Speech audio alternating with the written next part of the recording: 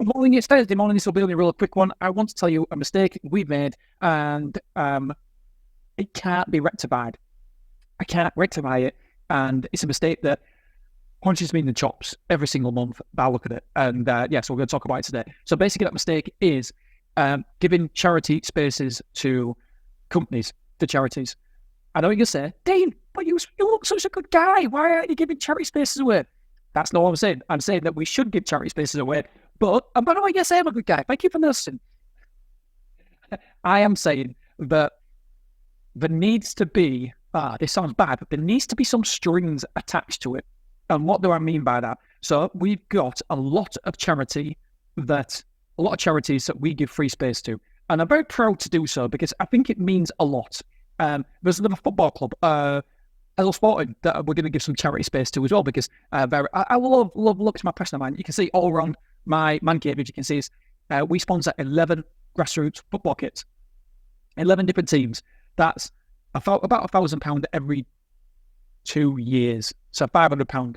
And it's something that I really enjoy doing because I went to Ellerton and Brough. I went to Brough's place where Ellerton play, and I saw kids walking around with my tracksuit on that said Storm at the back. I was like, hey. And that's a string attached to it. You're supporting them, but you're getting something back. And I'm not saying you have to get something back, but it's nice to get something back. And we've got a charity, a massive, massive charity who's got a massive social media following. We give them either a 200 square foot unit or a 160 square foot unit, and we've given them it for 3 years. They've got a massive social media following. They've got a really big, nice retail shop in the centre of Hull, and they mention and shout out all their other sponsors and people who gift them something, and all the other companies.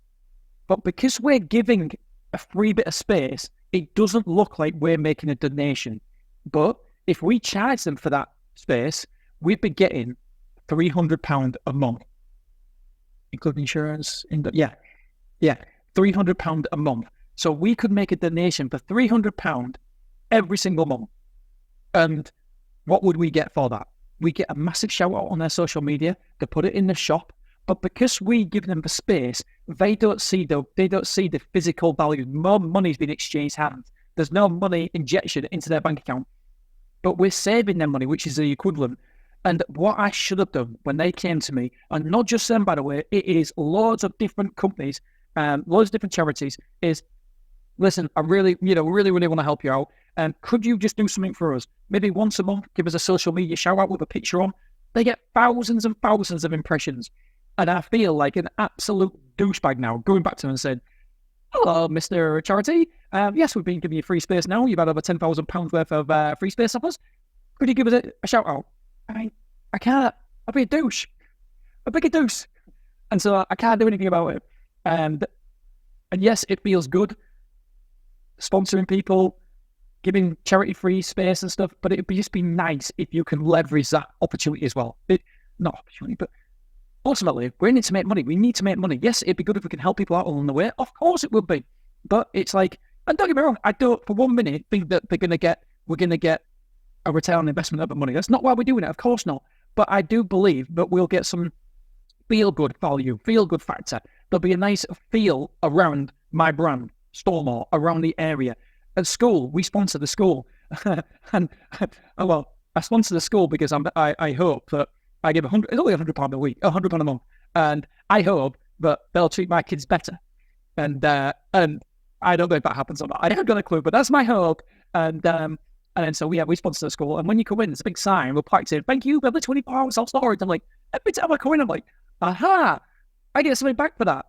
It's not much, but it's just like, I see that, and other people, every time someone comes in the school, they see my company and that we're sponsoring the school. And it's just like, it's a lovely little thing. And so I do think that it's nice to get something back. And so my mistake was not setting out the perimeters, first of all, for this relationship. And yes, I ultimately don't expect a return on investment, but it'd be nice to get something. And I know that some people listen to be like, don't be a douche, you don't give to receive. I know that. But do you know what? I love, one of my guilty pleasures is I love treating, I don't call them the homeless people, but I call them less fortunate people, because I don't think that, given their circumstance and their environment, I don't think that would be anywhere different than them. I am, or we all are, a result of what we have experienced and seen and the opportunities in life. And given the same opportunities and same environment, I'm sure that I'd be in exactly the same position as those people on the streets. And I feel like bloody hell for them. I feel so sorry for them. And so, yeah, one of my guilty pleasures is, and you don't get anything back for that, but do you know what I get? I get a real warm, fuzzy feeling. And my wife goes mad. She wants to give, but nowhere near as much as I want to give. And then the kids go now, they say exactly this. I've been teaching this for years and years and years. The more you give, the more you get. We give, and for whatever reason, the environment, the world, the cosmos, whatever it may be, it gives back in abundance. So the more you give, the more you get. And when I hear my kids repeat that, Mom, the more you give, the more you get. I'm like, yeah, that's it. That's what it's all about giving. But it'd be also nice if, I didn't make these mistakes when it's only a small mistake, but it is a mistake nevertheless. Because why not? If you have like 10 charities shouting you out a month on social media, can you imagine the power of the local community? It'd be incredible. And so, yes, we help charities, but we don't get any shout outs back for it. So I'm sure the cosmos will give me back in different ways. But it'd be nice for me to have had the vision to think, oh, do you know what? If we support 10 charities, one's got 27,000 every single time a post on LinkedIn, any social, they get massive amounts of engagement. And if we'd have just been a part of that, if we'd have just like, then it'd have been so good, because the feel-good factor around our company, where people know we're a caring, giving company. And do you know what I did as well, which I'm going to change? Exactly what I said to you before. I kept saying to them, no, we don't give to receive. And people were saying, well, you need to put on a charity page who you give to. And I'm like, nope, I don't do that. Because then you're giving with something connected to it.